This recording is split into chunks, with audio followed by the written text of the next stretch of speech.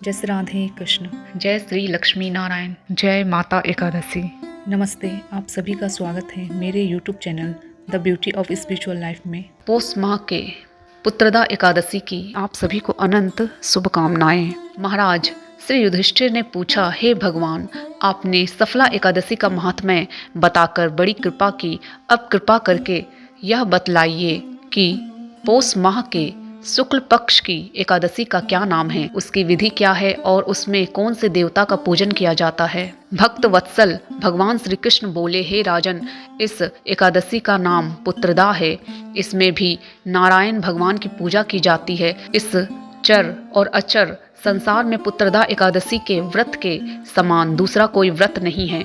इसके पुण्य से मनुष्य तपस्वी, विद्वान और लक्ष्मीवान होता है। इसकी मैं एक कथा कहता हूँ, सो तुम ध्यान पूर्वक सुनो। भद्रावती नामक नगरी में सुकेतुमान नाम का एक राजा राज्य करता था। उसके कोई पुत्र नहीं था। उसकी स्त्री का नाम सैव्या था।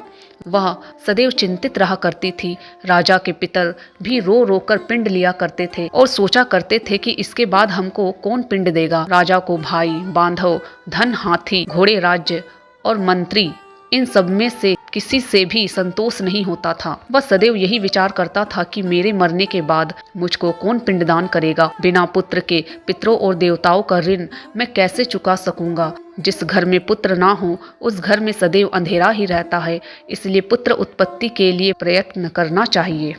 जिस मनुष्य ने पुत्र का मुख देखा है वह धन्य है। उसको इस लोक में यश और परलोक में शांति मिलती है, अर्थात उनके दोनों लोक सुधर जाते हैं। पूर्व जन्म के कर्म से ही इस जन्म में पुत्र, धन आदि प्राप्त होते हैं। राजा इसी प्रकार रात दिन चिंता में लगा रहता था। एक समय तो राजा ने अपने शरीर को त्याग देने का निश्चय किया, परंतु आत्मघात को महान पाप समझकर उसने ऐसा नहीं किया। एक दिन राजा ऐसा ही विचार करता हुआ अपने घोड़े पर चढ़कर वन को चल दिया तथा पक्षियों और वृक्षों को देखने लगा। उसने देखा कि वन में मृग, व्याघ्र, सूअर, सिंह, बंदर, सर्प आदि सब भ्रमण कर रहे हैं। हाथी अपने बच्चों और हथनियों के बीच घूम रहा है।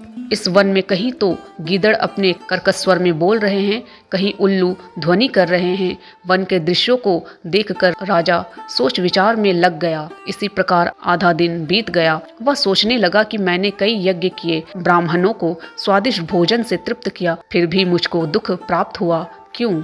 राजा प्यास के मारे अत्यंत दुखी हो गया और पानी की तलाश में इधर उधर फिरने लगा। थोड़ी दूरी पर राजा ने एक सरोवर देखा। उस सरोवर में कमल खिले थे तथा सारस, हंस, मगरमच्छ आदि विहार कर रहे थे। उस सरोवर के चारों तरफ मुनियों के आश्रम बने हुए थे। उसी समय राजा के दाहिने अंग फड़कने लगे। राजा शुभ शकुन समझकर घोड़े से उतरकर मुनियों को दंडवत प्रणाम करके बैठ गया। राजा को देखकर मुनियों ने कहा, हे राजन, हम तुमसे अत्यंत प्रसन्न हैं। तुम्हारी क्या इच्छा है सो कहो। राजा ने पूछा, महाराज, आप कौन हैं और किस लिए यहाँ आए हैं, कृपा करके बताइए। मुनि कहने लगे कि हे राजन, आज संतान देने वाली पुत्रदा एकादशी है। हम लोग विश्वदेव हैं और इस सरोवर में स्नान करने के लिए आए हैं। यह सुनकर राजा कहने लगा कि हे महाराज, मेरे भी कोई संतान नहीं है। यदि आप मुझ पर प्रसन्न हैं तो एक पुत्र का वरदान दीजिए। मुनि बोले, हे राजन, आज पुत्रदा एकादशी है, आप अवश्य ही इसका व्रत करें। भगवान की कृपा से अवश्य ही आपके घर में पुत्र होगा। मुनि के वचनों को सुनकर राजा ने उसी दिन एकादशी का व्रत किया और द्वादशी को उसका पारण किया। इसके पश्चात मुनियों को प्रणाम करके महल में वापस आ गया। कुछ समय बीतने के बाद रानी ने गर्भ धारण किया और 9 महीने के पश्चात उनके एक पुत्र हुआ। वह राजकुमार अत्यंत सूरवीर, यशस्वी और प्रजापालक हुआ। श्री कृष्ण बोले, हे राजन, पुत्र की प्राप्ति के लिए पुत्रदा एकादशी का व्रत करना चाहिए। जो मनुष्य इस महात्म्य को पढ़ता या सुनता है उसे अंत में स्वर्ग की प्राप्ति होती है। तो ये थी पौष माह के शुक्ल पक्ष की पुत्रदा एकादशी व्रत की कथा। मिलते हैं अगले वीडियो में। आप सभी का धन्यवाद। जय माता एकादशी। जय श्री लक्ष्मी नारायण। जय श्री राधे कृष्ण।